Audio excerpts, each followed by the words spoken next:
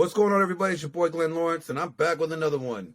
And today I got Jim, the Massago Genius. Okay, I came across Jim on TikTok, I think it was, um, and he has some funny ass videos. Let me just tell you that right now. You need to go check out his videos if you guys are on there. I think my buddy actually first sent me your videos first. That's how I end up first noticing you. And then we reached out to each other, and now we're here. We're here. Yeah. And we wanted to collab. He said he wanted to collab with me. We're going to do a live stream on his thing. And I was like, yeah, for sure. Definitely. And I wanted, to pick his brain about some things. And I'm just trying to get a consensus. Yeah. Really trying to get a consensus of this manosphere, right? Or some people call it the Manoswamp. Recently Rollo said that this whole Andrew Tate thing is going to be, it's the end of the Manosphere as we know it. Oh, I don't think so. What's it going to be after this? And I agree with him to a degree. I could definitely see there's going to have to be some changes. And I think a lot of people are going to pivot in this space, especially if Andrew Tate gets a guilty verdict. If he gets a guilty verdict for the sex trafficking, people will pivot. People are going to want to detach and move away from the space as far as they can because they don't want to be stained by, that negative impact. Mm-hmm. So I think there's some truth to that. But what is your overall thoughts of this manosphere space? So I think that what they were originally intending to do was to kind of bring out the message that women aren't the Candyland people that everybody thought that they were. So they're like, okay, we need to get together as men. We need to figure out a solution. We need to figure out what we're going to do about it. And from what I started seeing, so you had Rollo started dropping all the statistics about, women's hypergamy, and I think Rollo had great intentions, but I think what happened was a lot of men got demoralized by the stats, especially on that online dating stats, how dire those are. Nobody wins at online dating. So I think a lot of people were demoralized from that, and men just kind of gave up. They were so demoralized. They're like, hey, screw it. I don't want to deal with women. This is terrible. And then what happened was we had a bunch of people that they're like, oh, we got a solution. And then you get the pearly things. And then you get these other women out there that are trying to teach women hey, be more understanding of these men and what these other men are doing. And my interpretation from that, to be crass, is hey, let's teach women how to better like losers. And I didn't think that was the right direction for it. You think it was more of a sympathetic thing? Hey, let's show some sympathy to these guys, It was, do you think it was kind of like that? Yeah, exactly like that. And the other thing with those women that are they're, the pick-me's, is that they're out for the attention too. How can you even trust their intentions? They're out regurgitating all this information. So you don't think any of the pick me girls are authentic? No. I haven't seen one authentic pick me. You don't think that there is any women that maybe have traditional values, and they want the guy to lead and they like that traditional value? You think there's no more traditional women like that? No, I think that there are, but I'm talking about the main ones that you hear about the most, out in the internet. I don't think that there's too many authentic pick-me's. And the pearly things was the big one recently. And what is it? Emily W. Wing or something, or King something. I don't know. She pops up every there. I don't know. I forget her name, but I don't know. I haven't heard of her. I know there's a Courtney something.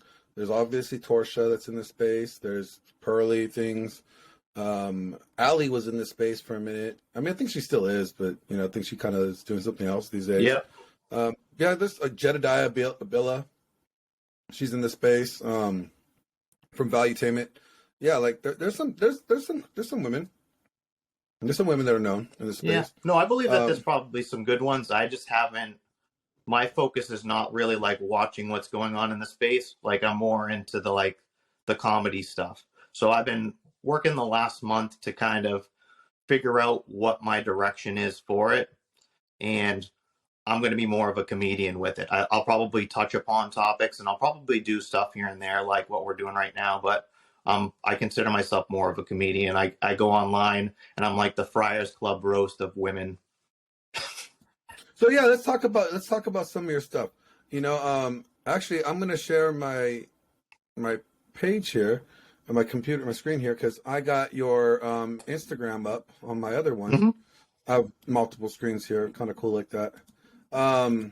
So here we go. There you are, and let's just check it out. Like this is your most recent one. Leave those ladies who can't be classy. Okay. Oh, that's not All the thoughts. What?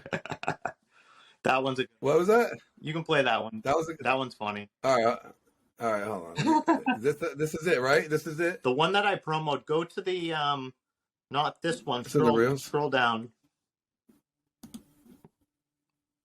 That one where I'm smiling with my parental advisory hat on to the right. Up here. Yeah, do that one. And I'll tell you a story about this one after you play it. Okay. Guys, when you're on a first date, wear a wife beater tank top. There is nothing more alpha and masculine than being on a date and showing the girl that you've got the guns. In addition to that, don't wear any deodorant. She will fall in love with your smell, and when you get into a relationship, you will have an excuse not to shower. So you've got the guns, you've got the manly smell, and now you've got the woman. If you have any questions, I'm here to answer them in the comments. Guys, when you're on a first date, wear a wife beater tank top. Had you seen that one yet, Glenn? Yeah, I did. What's the backstory on that one?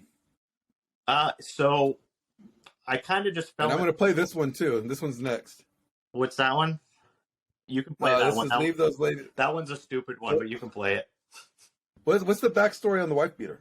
Oh, the wife beater one. It's just it's a persona. I was just like, hey, let me do like an alpha male like thing where I say, hey, what can I say alpha males do, and then make up something. So I did that one, and like, here's the thing: is like even like with how serious I can be in the videos, some people don't know that it's a joke. So here's what I did with this one: is that I promoted that one going out to the Boston area and the New Hampshire area from where I live. So that video is going to go out to about 15,000 people, 15,000 women. And, I chose the ages between 21 and 40 and women that like Sex in the City, the show Sex in the City. I figured that might be an interesting one. And the first promo did all right. I got a few followers. I got a few engaging women from there. I'm trying to grow the Instagram, but this stuff is fun for me. Like you run a video like that and it's corny and you just send it out to your local area. Like that stuff's fun. Yeah. All right, so let's get into this one. Your girl just farted. What are you supposed to do? I'll tell you, my friend. You get up and leave. Feminine woman that wants to impress you holds in her fart uncomfortably and rips it painfully at a later time. We need to get you a quality girl, and it's hard to be classy when you're passing gas. So avoid these women at all costs, and we will talk more about this in the comments. It's funny because like my girl for the longest time, like for like the first like almost 2 years, she wouldn't fart around me. Like she would like leave and go home and fart or take a shit in the bathroom over there. She would not shit nowhere near me. And it's funny because then all of a sudden she farted. I'm like, what the fuck was that? Yeah. Like that's funny though. That's because that's how a lot of girls are. Like they don't want to seem like that they have gas or something. So, but like, what is your goal with this? Like, because like, these are hilarious. These are funny clips. Yeah. Like you're making fun of like, like character types or like, basically like alpha is just a container word. Yeah. So you're making fun of these archetypes or container words, but is it to like what's your goal with it? Is it like to like is it just to be funny or like do you have like a message that you're trying to like deliver in some of these? So here's what I would say I learned, and this is my personal view of kind of like the red pill and kind of how I see interacting with women, is that I gained the most rapport with women when I started learning how to tell them no. Like that was probably the hardest thing to ever learn, is telling a woman no. Telling a woman that they're wrong, like being able to tell a woman when they're wrong. These are really, really hard things for even, more masculine men in the West, just because it's you're going to catch holy hell. So once I learned to do those things, I started to get better. Being yourself as a man, even if a woman doesn't like it, is kind of the message. Kind of being yourself. It's so hard to do that because you're called a misogynist, or you're called a narcissist, or all the buzzwords, and that's why I've become the misogynist, because I've gotten so good at being a misogynist. I'm now a genius at it. I mean, you mean misogynist as in the definition that they have now coined it to be. Exactly. Basically, anybody that disagrees with a woman is a misogynist. Exactly. If you are not a male feminist, you are a misogynist. Exactly. You know what I find is really funny though? Is like, let's say like they found like my girl's more of a traditional girl. Very conservative. Yeah, she has tattoos and piercings, but overall she's very traditional and conservative in the way that she operates. And values things.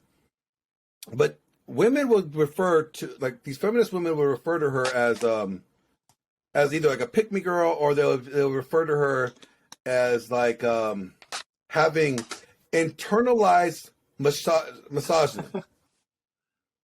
And I'm like, okay, so any woman that disagrees with the feminist narrative is suffering from internalized misogyny. So with that logic, I have concluded that any guy that's a male feminist is suffering from internalized misandry. I would agree with that. I mean, with that logic, that makes sense, right? Yeah. So, so I think what you're trying to do here is like you're trying to make light of things.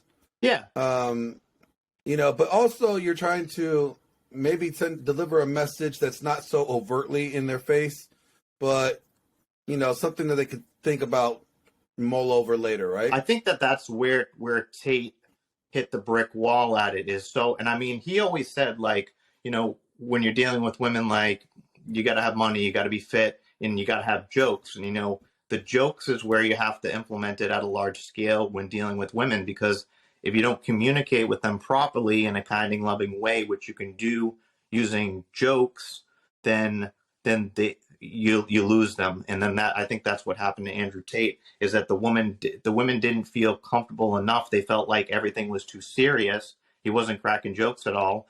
And they were like, we got to get this guy out of there. So my platform, I don't want it to make it a lot about educating people or doing that, at least not right now. It's a lot about bringing women. I get more women engaging with me in a positive way than I do men, and just bringing them in, having them engaged, and just have them have a fun time. And when the time comes, I might have a larger platform where I can communicate some of these larger issues.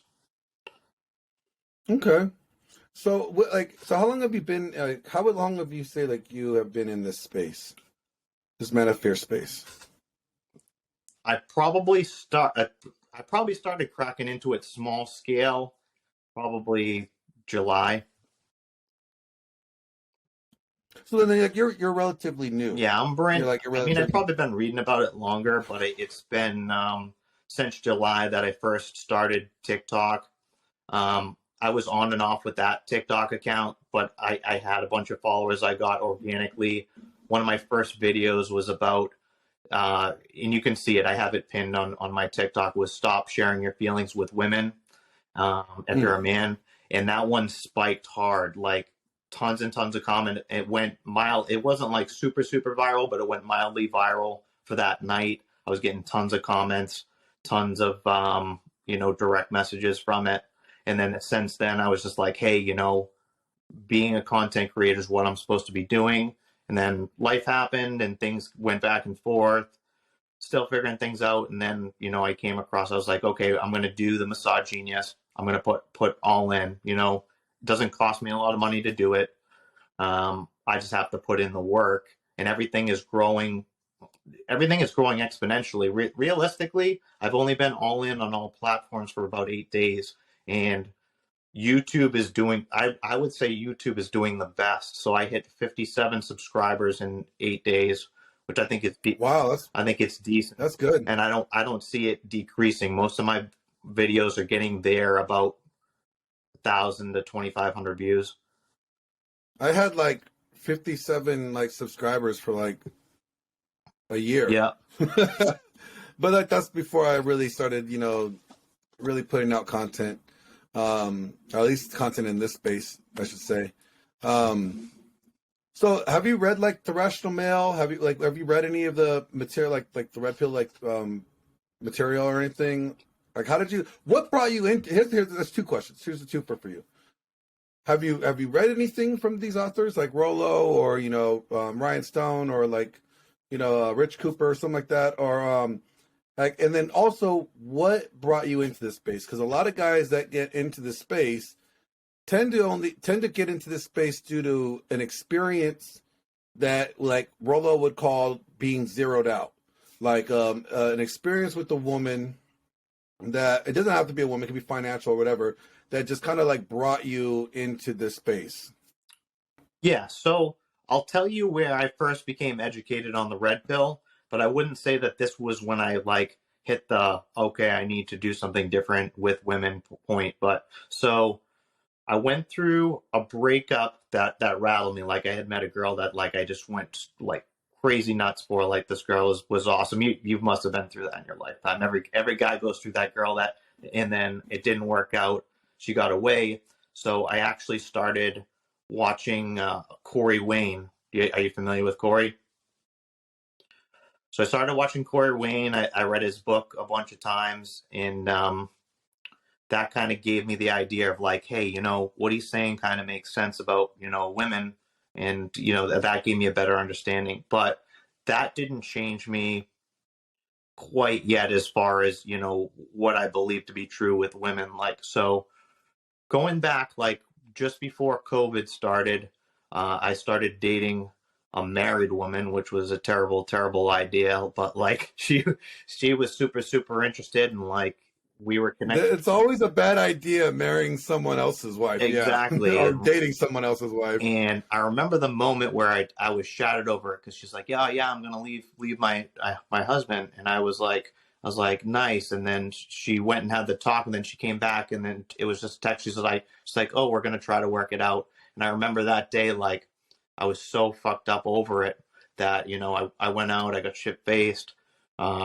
I drove my car off the road. I got a DWI. And after I went through that, I said, I snapped myself out of it, and I stopped drinking after that too. I've been sober for almost 2 years.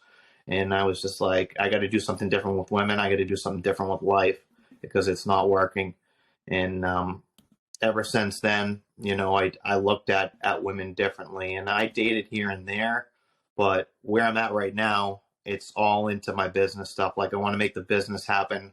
And when the business happens, that's when the girls come. Anytime in my life when I was at my peak successful level of success was when the women came. I was a stockbroker for most of my career, so I don't know if I told you that.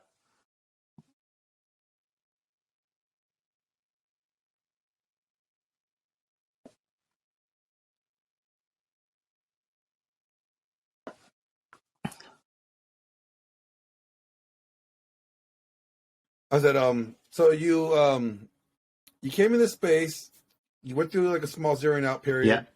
Yeah. You listened to some Corey Wayne stuff, and you read his book, and then you kind of went a little nuts for a married chick. Yeah. And then that brought you into here now. So who in this space do you like you listen to? Like who do you get like content from? Like what red pill content creators that you actually find yourself like aligning with, and Like, yeah, who do you listen to? Like, who's your influencers? Who's the influencer's influencer? I don't know. That's actually a tough one. Patrice O'Neill, maybe. Yeah, Patrice is hilarious. His old, like, man, rest in peace. He was a goat. Yeah. Yeah. Yeah, so I mean, it's the comedy factor that brings it into it. Like what kind of just sickened me about the Manosphere was like it was just a lot of complaining about women's hypergamy, and I got sick of watching all that stuff. Like I used to watch this stuff, and then I just got sick and tired of it because it was just all complaining about everybody's just complaining. Like I don't listen to complaining, so. Yeah, there's a lot of that goes on here. Yeah. I mean, I definitely think there's a lot of like, there's a complaining side, and then there's I think there's just a lot of different factions here. Like in this space here, you got like the guys that complain like, oh, it's going to hell in a handbasket. Women don't trust women. Like you got like the black pillars. They're always complaining, and then you got like the guys that are telling everybody to be super alpha as fuck and, just go on, smash bitches, don't fucking care about them. Bitches ain't shit but hoes and tricks. And, like, yeah, I have 10 girlfriends. It's okay. You're a baller. Like they try to, push that agenda. And then you have like, more like, then you have like the Christian red pill guys who are like, more TradCon-ish, if anything. They more fall on the traditional conservatives, but they like to adopting some of the red pill stuff because it aligns with them biblically. And then you just have like the normal. Then you have like what I call the OGs, who more like the informational people. Like Mm-hmm. they're like the scientific, data statistics, group of guys that really where everybody gets this information from, and they kind of like twist it and reword it to make it suit their narrative, right? Mm-hmm. And I think like that's Rollo. Like Rollo is like the information guy, like he's like the encyclopedia and all this. Like he does all the research, he looks at all the data, and then he says, okay, guys, here's the report. He gives out the report, and then you got like other content creators will now take what he says, spin it to fit their narrative, and then there you go. Did you see that, or that's how I look at it? But do you think that's kind of? Yeah, I can see that. But so even if I'm looking at it from that perspective, like so when Rollo communicates it's not like when Rollo communicates the statistics, he's not like, man, this sucks for men. Like, fuck, man, 90% of women or like 10% of the guys, we're doomed. Like, Rollo doesn't do that. He just communicates the pure facts about it.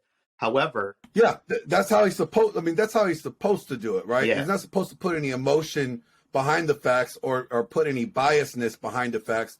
Let me just report what the facts are. Yeah. And let you interpret it how you choose to interpret these things. Yeah. But the issue with it is regardless of whether somebody puts a different spin on it, is people are listening to Rollo and they're saying, man, like if women only like those types of guys, I don't want to deal with it. So the guys just give up. And unfortunately, you have like even like a bottom third percentage of all men that aren't even really trying to do anything in life. Like they're just. Yeah, you talk about the 1/3 of men that are under 30 that are sexless or virgins? Yeah, exactly. Yeah, like, well, I mean, I think like, because I hear that about Rollo a lot too. Like I've had people tell me like, Rollo wrote this great book, and it's like it felt like they walked them to a ledge, and like and just left them there. And the way I look at his work is that, no, you walk yourself to that ledge. The book gave you a bunch of tools. He gave you some insight. He did not tell you how to build a bridge.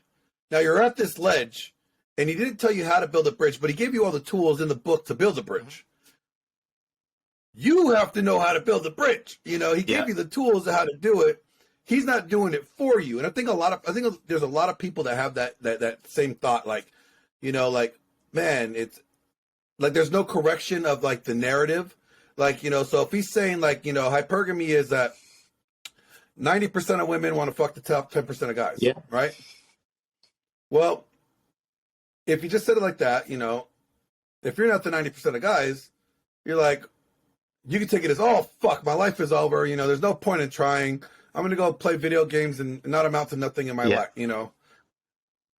And then, you know, you have the other guys that will take that and be like, well, shit, that's what it's going to take? Well, fuck it. I'm going to put in the work and I'm going to get that, become that 90%. You know, it's like, are you wondering like if there's somebody that should be correcting how people are taking the information, or should there be like, should the information be left into everybody's own interpretation? Yeah. So let me give you kind of like a good analogy. So as a broker, you know, I deal with people's money. People would lose their money at times. So I could have a conversation with somebody that I was helping invest and say, oh, we just lost, you know, $200,000 of your money. You know, it's screwed. I'm so sorry that we lost your money. And then I could communicate it that way. Or I can go, hey, you know, we just lost $200,000 of your money, but I have this other investment here that if we set this up for 2 years, we can establish a plan to get you back some of your money. So that's kind of the way you communicate it. So if you said to men, like, hey, I understand that 90% of women like the top 10% of men, but here's what we can do to get you to be one of those top 10% men. You know, you're going to go to the gym. You're going to start working on your career and what your passions are. You're going to focus on your things outside of women. Like, okay, so you're like thinking more like a prescription. Yeah, like, just divert the energy. Like here's, yeah. Like, yeah, here, follow these steps. And if you take these steps, then, you know, you should see some success type of thing. Yeah, exactly. Like my life has never been better, and I don't have a woman right now. I don't even think about it. I'm focused on my business. I focus on physical fitness. You and I have talked about it. You know, starting TRT was a huge, huge plus for me. I'm at the gym all the time. I'm friggin' ripped. It's hard to be sad when you're ripped. Didn't Andrew Tate say that? Yeah, it's true. Here's my thing about the prescriptions, though. Because like the one thing that Rollo was very affirm about, like he was definitely not going to do, is that he doesn't write prescriptions. He doesn't tell people if you do this that you will have success. He doesn't want to be that guy because he doesn't know all the facts in your life. He doesn't know all the things that you've been through or the limitations that you have. So to make any type of general like prescription would be like, you know, think about this. If I told you like, hey, you know what? If you ran, you know, 600 milligrams of testosterone every week, and you ran that with 400 milligrams milliliters of, you know, Tren E, and you never stopped running that, and you just ran that much, like you're going to be yoked and jacked as fuck. Well, it might be true. You might get there, but you're also going to like fuck up your liver. That's true. You know, like Tren is a super harsh drug. You know, like it's like there's a lot of things that like my prescription may work for me, and I may be able to handle that amount of money, that amount of juice, but you may not be able to, and that's not even a healthy. You know, or it may not be considered a healthy dose for you to do. So to prescribe something that you end up doing, and then you fail. Or you feel like, you know, it doesn't suit you. Now who you're going to be mad at? You're going to be mad at Glenn for telling you to run that much gear, and then now your dick doesn't work. Your dick can't get hard anytime, you know, you got trended. Yeah, no, like I'm not prescribing it to other people. I'm just saying like, so like I do it through. No, but do you see what I'm saying? Like when I say like with Rollo, why he doesn't prescribe things is because he doesn't want people to fail on something, like take advice or take like, here, do these things. And they would be great, you know, you'll get success, because he doesn't know their backstory enough to know whether or not like that's actually good advice for that person to take. So you mean like prescribing advice, though? We're not talking about like pharmaceuticals. Yeah. I'm not. No. I'm talking about you lost me. I thought we were talking about. Like, I was using the pharmaceuticals as like an example, as an analogy. Like I think all like, men you know, should take steroids. All men. I agree too. I agree too. But what I'm saying, like you know, because I get that a lot. People are like, well, Rollo doesn't give advice. He doesn't give, you know, any guidelines. He didn't he doesn't coach people. Well, he doesn't try to be a coach. He just tries to deliver the information. Yeah. And I think that, you know, people need to realize, like, the information is upon you to interpret how you want to utilize the information. If you want to look at it from a negative doom and gloom, you know, mentality, there's nothing I could tell you that's going to change your mind. At the end of the day, you have to change your mind to do that. You know, like if you took it negatively, if you're like, well, there's no hope, there's nothing I could say to convince you that there is hope. You would have to choose to believe what I'm saying is true. I think it's a missed opportunity for Rollo. I think he should prescribe advice. Okay. I think that he should do it. He should prescribe advice, because I think that maybe he may not realize how damaging, it's all well intentioned, but how damaging the statistics he's presenting are. And the missing piece of the puzzle is him saying, okay, well, here's what I would suggest doing. Because, I mean, he's a successful guy. Well, I think there's a lot of people in this space that are already doing that, though. That's the thing. I don't think it's necessary. It wouldn't be necessarily upon him to necessarily have to do that. Because, you know, like, okay, like, think about this. When I'm on set, I work in the film industry, right? Mm-hmm. The director directs the action on front of the camera. Okay? Mm-hmm. But, like, the first AD is running everything else. So the first AD tells the director, hey, this is what we got going on right now. Okay, this is what we're working with. And then the director does that. So think about, like, Rollo is like the first AD. He gathers all the information. He's the one that's networking with everybody. He's presenting the director with the information. This is what we have. This is what we have to work with. Now, the director now chooses, with the information that he has, what he's going to shoot. What the type of scene that he wants now. What angles are he going to shoot with, you know? That's his department. That's his choice. The AD does not tell the director, like, okay, hey, you should shoot it like this. Never does that happen, you know? Like, so, like, the information comes to the director. Now the director decides what he's going to do with the information that he has without any input from the AD, you know? Yeah. Like, I think that's kind of way that things are. Now, your DP, which is your director of photography, may tell your director, you know what? That angle is not a good angle. The lighting is spilling into this. It's not going to be a good look, right? So now that director's got the same information as the DP did, and the DP is now giving the director his opinion on how to shoot it. So it doesn't necessarily have to come from the source that the information's coming from, is what I'm trying to say. Like, does that make sense? Yeah, no, I know what you mean. So is there anyone in the space right now that you think is kind of really nailing it? Because, like, I don't pay attention to it a lot right now. Is there somebody that's really killing it? You're talking about, like, and giving, like, really good practical advice? Yeah. Like, well, I mean, Rollo tends to do that on Rule Zero. If you ever watch Rule Zero with Ryan Stone, Thor, Paul from Come On Man Podcast, Paul from Apex Mindset, Rollo's on there. Who else is on there? Am I forgetting anybody? I'm probably forgetting somebody. That's all right. You know, they give actionable advice. They do topic stuff, and like they did one on like TRT. They did one on TRT not too long ago, like in December.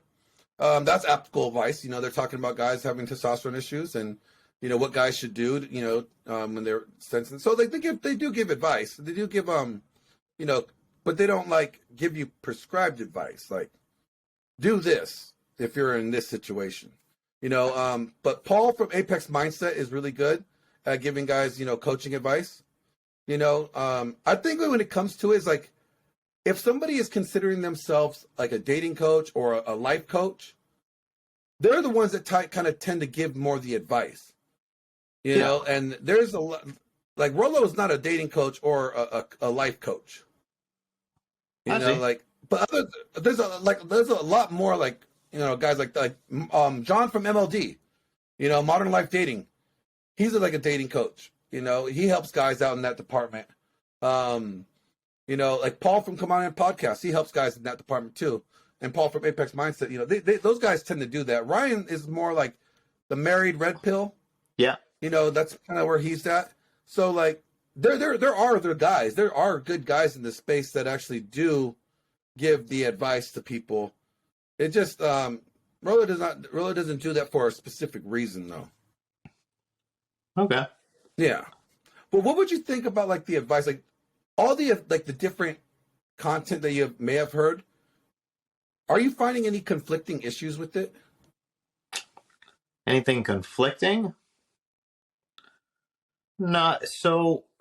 The only conflicting thing I see is when I see the space out there trying to use logic and reason, trying to teach women how to be more accommodating to guys. Like, it is the biggest waste of time because women don't use logic and reason to choose the men that they get with. It's all emotional. So any of that education that's happening on in the space is entirely fodder. The women are saying like, hey, yeah, that sounds nice. But then they get with the nice guy and then, you know, they don't like him. So they're attracted to what they're attracted to. Yeah. So you think that guys waste their time trying to educate women in this To space? educate women on how to be better accommodating towards them.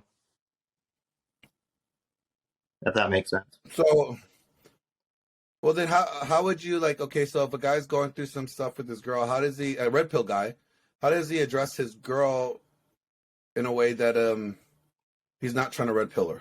And you're like, how would you think that would should Like, go? Like, can you give me an example? like let's say this guy's girlfriend is like, she wants to go clubbing with the girls in Vegas. Yeah. They're gonna go to Thunder from Down Under. Okay. And the guy's like, no, I don't want my girl to be going to Thunder from Down Under. Yeah. You know, how do you what would you suggest? Like, how does he approach that? He just says no. He says no. I'm not okay with it, and then ends it. No, And then he just ends That's it. it? No, it's no. That's it. You know, I don't feel comfortable with you going.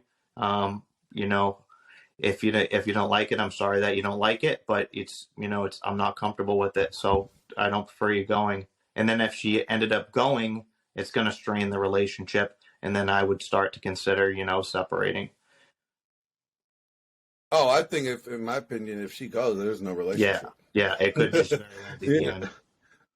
You know, like, and I think for me, like, I see like why guys would coach that. Like, I'm very upfront, like with my girl, like she already knows my standards, and I think that's what guys need to learn is like they need to build your standards and your frame for your life and what you want to live and what you're not going to allow and what you are going to allow in your life, and let that be established in the beginning. I think a lot of guys run into problems that they don't establish those things, the boundaries in the beginning. They want to seem like they're the cool, nice guy till they get her, and then they try to like enforce these boundaries and standards when she's like, wait a minute, where the fuck did these come from? These were never here to begin with. You know, like, now you got me trapped in a box. I'm out. Yeah. You know? Well, the biggest problem with most guys is it's like they have this picture of the ideal girl that they would want, and like my ideal girl, you know, doesn't do clubbing. Like my ideal girl's more of a homebody type stuff, and like, but what happens, you know, in the blue pill mind frame is, you know, like an attractive woman comes out, it's just like, wow, a woman's here. You know, you're not thinking of her about her background at all. You're just like, wow, I have a new woman, and this woman is pretty. There clearly is nothing wrong with her at all. She's an angel falling from the She's sky. an angel and just can for do no me. wrong. Yeah, like, you know, I there's a lot of guys that do that too. Like, they act like they're super, like, I'm alpha as fuck. But then as soon as they get this girl, they're like taking it up the ass. When it comes to things like that. Like, for me, I think like guys tend to overinflate themselves. They're not, I think you know how women are delusional with their dating standards. Guys are delusional with how strong their frame is. Yes. I think some guys just don't. I think guys like are book smart in red pill stuff. I think there's a lot of guys that have read a lot of material, that listen to all the content that's out there, but I don't think a lot of them have a lot of practice applying it. Exactly. You know, so they're book smart red pill. They're like, oh yeah, they could give you the statistics, they give you the quotes, but they can't really tell you how to apply it. Yeah, the only way to do it is to execute on it. Trial and error. Yeah. You know, trial and error. So you're not seeing like a whole lot of like mixed messaging in this space, like anything that you don't find like incongruent. No, I mean, like, I would love to find somebody that kind of looks at it the way that I do. Like, that would be cool. And how do you look at it? Well, I think so I break it down into three basic principles. Is that I believe I'm still here, by the You're way. still here. I'm still here, by the way. Go ahead. Yeah, I think that is based on three basic principles. You have to learn how to tell a woman no. You have to learn how to tell a woman when she's wrong. And you have to be able to be comfortable to tell women when they're not good at things. And those are huge, huge problems, because if you do any of those three things in the West, there's going to be absolute hell to pay. And I don't think that there's much courage out there, even in the manosphere, to go out there and actually communicate those things to women on a mass scale. Like how? Like, give me an example. It's just kind of straight and to the point. Like for example, like, women aren't very good at being the leader. That's what I would say to them. You know, women weren't meant to lead. It's never meant to be a role that they were supposed to have. So to communicate. Oh, I say that all the time. Huh? I say that all the time. And I've gotten hell to pay over that video. Did you see the video about, you know, the women in leadership that I did? Mhm. Yeah, with that one, like, I got some hell over that one. But, you know, it's I say it from a biblical standpoint. I'll Yeah. say, you know, in the Bible, it says, you know, woman is not supposed to teach or have authority over men. yeah, exactly. So what is she doing? Yeah. You know, like who are you talking to? You know, and I understand that's in the context of the church setting. That's what they're talking about. They're referring to that in the church, but also the hierarchy of in a relationship, right? So the hierarchy in a relationship, according to the Bible said God made man, you know, and God's over Jesus. Jesus is over man. Man's over woman. You know, like there's the hierarchy. Like there's a structure there. Yeah. So there's a reason for that structure. You know, there's an order of operations. I think, like, you know, I don't believe in egalitarian relationships. That's where we're all equal. You know, we are equal in value, but we're not equal in position. Exactly. You know, I think that's important to understand.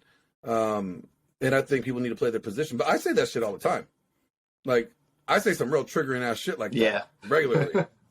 You know, I think there is guys saying that. I just don't think that they're getting. Either they're sounding like Andrew Tate, right? And they're labeled a misogynist. Like Fresh and Fit say that stuff too. You know, there's guys that do say that. So either they're not delivering it, either they deliver it in a way that is not acceptable and it's not being well received, or they're not saying it in a way, like as you said, masculine enough for them to understand the point. Exactly. So they might be beating around the bush with it, but, you know, they're not really like overtly just delivering it like Yeah. that. But I think there's a fine line that you have to find a way to deliver it overtly, but in a way that could be received, you know, without a whole lot of pushback. Yeah. You know? I'm still trying to figure that out. I feel like the satire is kind of a start to it because it makes it just a tiny bit more palatable. And then it leads the way maybe later on for the message to be communicated more directly. Yeah, no, I think you got a lane. I definitely think you got a lane there that, you know, doing it correctly would be funny. Like, you know, like I would suggest, and this is just me being, you know, an actor and producer and stuff like that, but also well known in this space. Since you like the comedy, right? I would suggest doing a satire of the 9 Iron Rules. Like the 9 Iron Rules of Tomasi. Okay. Because they're funny. I mean, I did like Iron Rule number 1 before. You know, and it was kind of funny. Like, you know, always live in your frame. And like, it's like my girl was telling me like, no, you can't go play with the band tonight. And I was like, the decision is, do I go play with the band because that's my frame, or do I, you know, do what she wants? So I kicked her out of the house. Like that was like, you know, me not like that was me saying like, okay, no, this is what I'm doing. This is what I've been doing. So I'm not going to give this up to just because she wants me to. She knew this is what I was doing before. So I'm not, like, this is my frame. This is part of my frame. Yeah. And I think there's a lot of funny things in there like that. Like, like their one is like never try to like rebuild a relationship. Like if there's like after it's already done, like the girl cheating on you is always going to be the elephant in the room. So it's kind of like, digging into the trash and looking for something that you threw away that you thought was valuable. But then when you find it, it's not valuable. And all that really did was just make you dirty. You made a mess in the front yard and your neighbors are watching. Like I could see like a funny satire skit of that. Like somebody like dumps in a dumpster and is like digging through like filth and stuff and just like, oh man, like, and everybody's just looking at him and he looks like a hobo. I have an Adam and Eve video planned for tomorrow. What was I have that? an Adam and Eve video planned for tomorrow that I wrote a bit back. Oh, really? An Adam and Eve video? It's the book of Genesis, the summary of the book of Genesis. Interesting. I can't wait for that one to drop. I'm going to watch that one. Yeah. So I was pretty religious for about a year and a half. So after like when COVID hit and stuff, like I became a born again Christian for a bit, and then I went into a few different churches, and then I kind of lost it with the way the churches were ran. Like it just, I didn't feel connected. I didn't feel supported. Some of them I felt were very cultish in some ways. And it wasn't just one Christian church, it was multiple. And after multiple, I was just like, you know what, if God wanted me to be in the Christian church right now, he would have me there. So I was like, this isn't it. This isn't for me right now. Yeah, like so I have a degree in religion. I was a youth pastor for years. Okay. So like I went to Liberty University and so I trust me, I know. The church is no longer the church of it, the Bible anymore. It's now the feminine church. The church is the feminist church of America. Yes. Like it's no, let me take that back. I won't say all of them. Okay. I know a few pastors that are, very red. I wouldn't say they're red pill. One of them I know is red pill, but the other one I wouldn't say is like he's red pill. He's just very biblical and he goes to buy the Bible the way that it is, and, I mean, in my opinion, the Bible is probably like the first red pill book ever written, but I could get what you mean by the whole church thing. Yeah. Yeah. Like I've been through it. I got burned through the church, in my process. So I get it. And the biggest problem with the church being so, the feminist centric church is that, so, we look at homosexuality, they're in there condemning homosexuality. The Bible says, love is between a man it's abomination. and a woman, but the women aren't there looking at like, hey, the woman's not supposed to be teaching the man, men are the leaders. They're picking and choosing what part of the Bible they're choosing what's palatable to them. And it's it fits their narrative. Yeah, they pick and choose. Let's just make up what as we go along anything that we want to do. It's funny you say that because like I love the part when like they're trying to teach about like what husband and wife do, right? And according to the Bible, and pastors will beat this into the head of men. You need to love your wife. It says here right here, you got to love your wife like Christ loved the church. You got to love your wife. Men, you got to be willing to sacrifice yourself for it. Men, you got to love your wife. But they don't ever want to finish the rest of that scripture because it says, women, you have to submit to your husbands and respect your husbands. They don't really ever go over that. Like they'll spend the whole hour or 45 minutes or whatever the time they're preaching on loving their wives, but never follow through with the rest of that line. It's like, well, wait a minute, aren't you going to finish that sentence there, Plusty? You got to finish that sentence. Yeah. You can't stop in the middle of the sentence. Or just have you seen like how they do Mother's Day and Father's Day and how different they are? Yeah. It's like they praise Mother's Day like they're like the saint, right? Yeah. Like, oh, Saint Mommy, like she's the greatest thing in the world. And then like on Father's Day, it's like, Dad, you could just do better. What are you doing? You suck. Like, yeah, I totally get it. Yeah. Which is funny that you bring up that. So the Ephesians chapter about that, and here's how I always looked at it, and I found it interesting. So it talks about the husband loving the wife, but it doesn't say anything about respecting the wife. And then it talks about the wife respecting the husband but not loving him. So, because they're one and the same coin. See, men feel loved when they're respected. Okay, like, think about this. All the people that hurt you in your life, yeah, probably told you they loved you. Yeah, I'd say so. But all the people that have respected you probably didn't hurt you. That's true.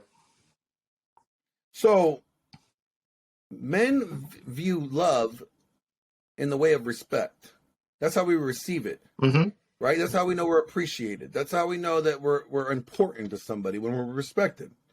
When we're valued is when we're respected. When people respect our wishes or respect what we say. That's how we know we are appreciated and valued. And yeah. So, but women, I'm not saying you don't need to respect them, but they want to feel loved more than they want to feel respected. Like, that's why, okay, here's the other thing.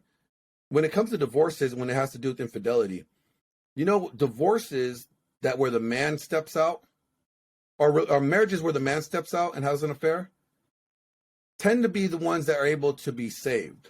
Yeah. Well, the guy disrespected her, but he still loves his wife. Yeah. Right? The marriages where the wife has stepped out tend to be done. Very few of them are actually, why? Because she disrespected him in such a way that she has shown him that he has no value to her or her to him. Yeah. Does that make sense? Yeah, definitely. That's crazy. I think we should have another conversation about that, about the church thing, because I think that'd be really good. Yeah, we're running up on like an hour here. I was in the church for a little bit, and it just got ruined for me. But I still have my faith. My faith is just a little bit different now, but I have my own opinions, and it's definitely something we could talk about sometime.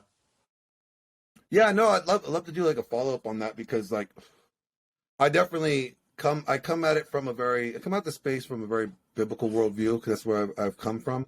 Although my mouth is like as bad as a sailor. Yeah. But fuck off if they have a problem with it. Jesus loves me. Yes, I know. The Bible told me so. Yeah, I would love to do a follow up on that, because I think there's not enough conversations about that. You have like Ruslan and like Hafiz, who, in my opinion, who are they're very blue pilled, and they don't understand the red pill, and they look at it as a bad thing, and they try to say like, Christians shouldn't be red pilled or whatever. I don't think they know what they're talking about, in my opinion, but I would love to have this conversation about that further with you, because I think it's a really interesting conversation. But look, we're almost at the hour mark. Cool. So I'm gonna give you the floor here, so you can tell people where to find you, how to follow you, follow your content, how to get in contact with you if they want to reach out and do a collab or something. Jim, the floor is yours. Sure. So I'm Jim. I'm the massage genius. I'm the #1 relationship guru on the internet. And the reason for that is because I know better than you. The name of the massage genius came from the fact that I'm here. I lost my stuff. Oh, well, it doesn't matter. Don't sass me. I'm the #1 relationship guru on the internet. You can find me at www.themassagegenius.com.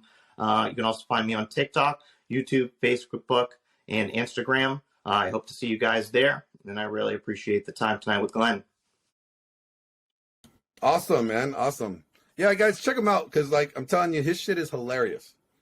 The shit that he comes up with is hilarious. So definitely check him out. But with that, you guys have a good night. Stay cooking. Jim, it's always a pleasure. And we'll connect again. Thank you so much. I appreciate it. If you're a content creator and you have interest in red pill topics and want to discuss it, hit me up at Glenn_Lawrence_presents on Instagram. Production was produced and edited by Glenn Lawrence Presents. It is 100% copyrighted and owned by Glenn Lawrence Presents Media Publications. For further information, reach out to Glenn Lawrence at Glenn Lawrence Presents on YouTube, Instagram, and all other social platforms for inquiries on work.